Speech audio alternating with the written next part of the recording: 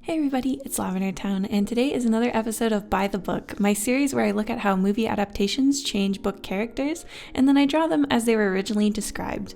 Today I wanted to tackle Pretty Little Liars, a glossy teen murder mystery that ran on ABC for 7 years. Because the book was already so grubby, I felt okay about highlighting it and really going into all of the character descriptions. And let's just say they made a lot of changes. But first, a quick shout out to the sponsor of today's video, Wix. Anytime I need any kind of website, or even when I'm just designing a project that has a lot of different media in it, I end up using Wix because it's super intuitive to use. And you end up with a website that looks like you spent hours and hours on it, but it only took like 15-20 minutes.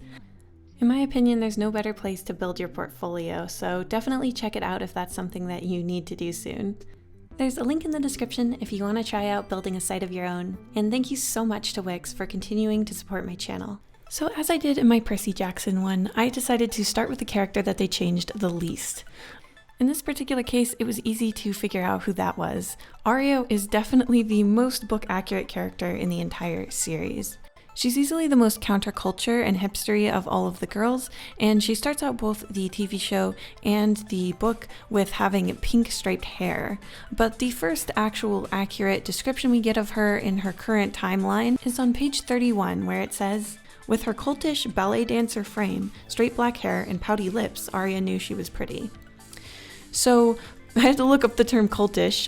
Basically, it just means like a colt, like a little horse, so long legs, but a little bit awkward. Ballet dancers obviously are very slight and slim. I felt like they cast a really good actress for this. Lucy Hale is extremely slight, so that was quite accurate. Almost all the characters in this TV series have the same treatment done on their hair. They get huge waves and curls in them to give them like a lot of dramatic body in their hair. So it's not exactly straight, but it is black. So overall, she ends up looking very similar to the way I picture her when I read the book description. A rare luxury of this particular series is that Sarah Shepard seems really preoccupied with the brands and exact design and coloration of what the characters are wearing, so I had a ton of information about their outfits. Aria seems to be in generally more bohemian, hipstery kind of outfit than most of the other characters in the book, and she's described on page 63 with the outfit that I put her in this picture. Hannah turned and looked Aria up and down, from her long, shaggy haircut to her Rosewood Day white shirt and chunky Bakelite bracelets to her brown, scuffed lace-up boots. So I didn't know what a Bakelite bracelet is. Apparently it's this like weird ambery, plasticky, chunky bracelet. So I put a few of those on her wrist. Obviously I don't know what a Rosewood Days shirt looks like, so I literally just slapped the text on there.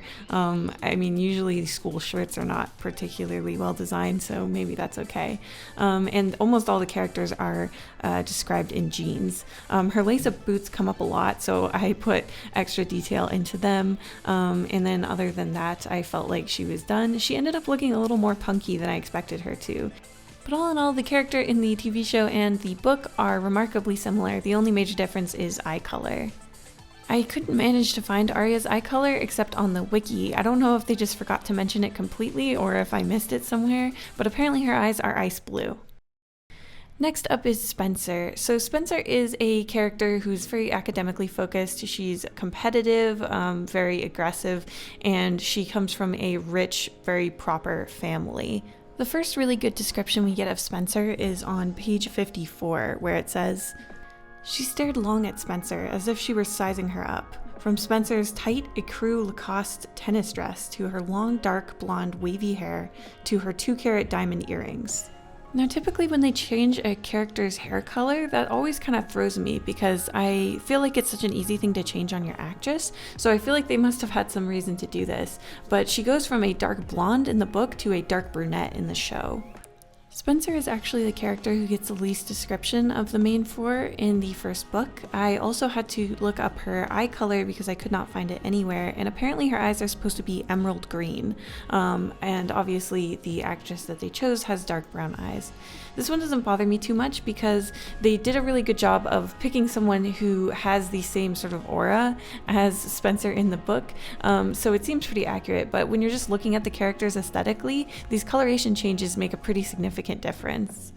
A major difference I saw over the entire show versus book in general when it comes to their personalities is it seems like the show tried to make the girls a little bit morally more good rather than morally gray. In the book, the girls have some vices that they don't seem to have in the TV show or are given to other characters.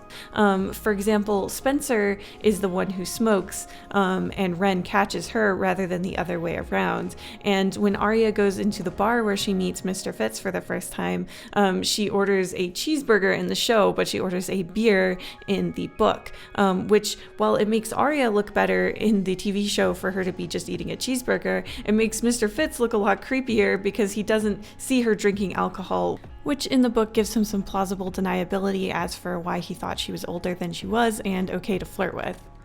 On the back of the book, they actually hired models and dressed them up to look like the characters in the book, though there's often huge inconsistencies with them as well, and I find that they just look hilariously kind of like stock photo girls. I don't know why, it just looks kind of cheap and awkward. Interestingly, though they changed major things like her hair and eye color, I feel like Spencer is the second least messed with from book to TV show because the little details are actually well attended to. Alright, next up is Emily Fields, and here is where things get really weird. They made a major change in Emily. Unlike a lot of the other girls, there's no one paragraph where she's described in great detail. There's rather a scattering of information about her throughout the book. We get quite a few hints about what she looks like on page 2. She's described as having a long freckly arm, and it's mentioned that she has a Irish Girls Do It Better t-shirt at the back of her wardrobe. So we know that she's probably Irish, or she has some amount of Irish descent in her, unless that's a very ironic t-shirt. It's mentioned on page 20 that her hair is chlorine damaged, which makes sense because she's a swimmer. And on page 25, they say that Emily pushed her reddish blonde hair behind her ears. So the actress that they ended up picking for Emily has really dark brown hair, almost black, and she also has very dark eyes. She's definitely not this like gingery character that is described in the book. She does have a strong physique, which is good because this character is described as muscular, and she's really the only character who's not repeatedly described as skinny, which makes her a more interesting character to design. Honestly, it was like stressful how frequently the characters were just described as skinny because I didn't know how to differentiate them. Their heights weren't commonly brought up, so at least Emily had a different physique that I could work with. She actually has a bit of an insecurity about it because all her other friends are so slight and she has like swimmer shoulders and strong legs and all of that. Now, in the book, there's a plot point where someone who Emily becomes very close with is one of the only non-white characters in the entire book, and indeed, it seems like in the entire town. And it is revealed that Emily's parents are a little bit racist, particularly her mother. So I find it very interesting that this is the one character that they decided to cast as a non-white character in the TV show, because she's one of the only characters where her race actually seems to matter. And I did wonder why they chose to do that. I think the actress does a great job playing this character, so I don't really have a problem with it, but it was something that I noticed and I found it really interesting because then they suddenly had to sidestep that original conflict and make it more cultural, which came off a little weird to me when I was watching the show, even before I knew that they made this change.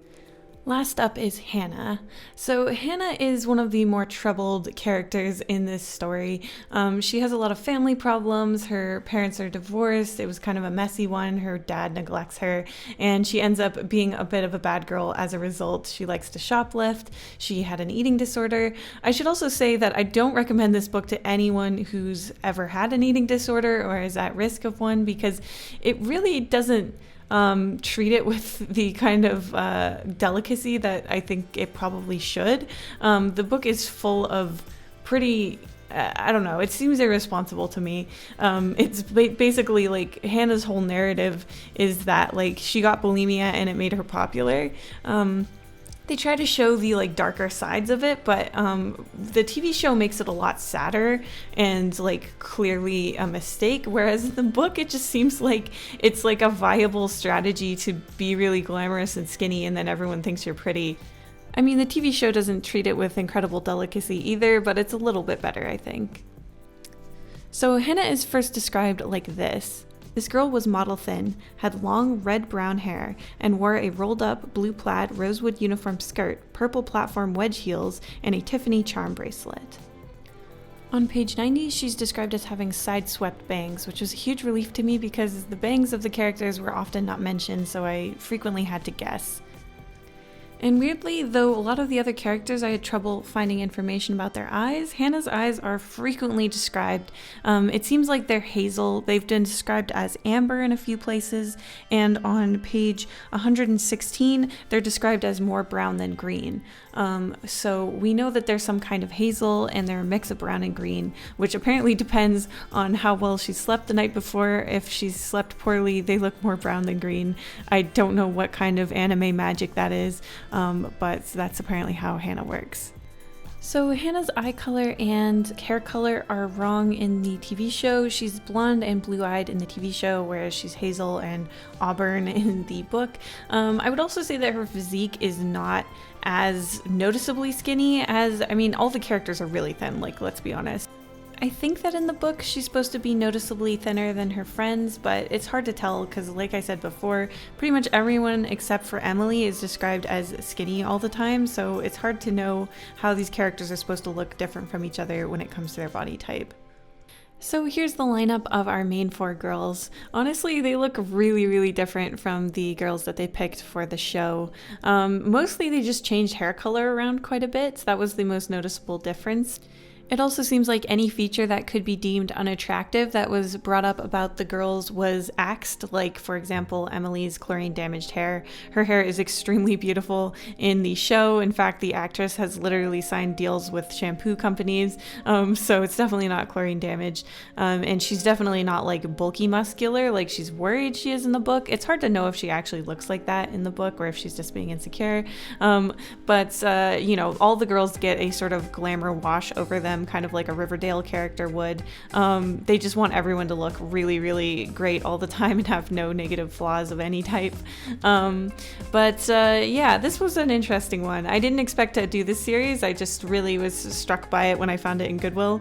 Let me know what you wanted me to do next. I know that Mrs. Peregrine's home is coming up, and I hope you enjoyed the video. Thank you so much for watching. Thank you to Wix for sponsoring this video. There's a link in the description if you want to try it out, and I will see you guys in the next one.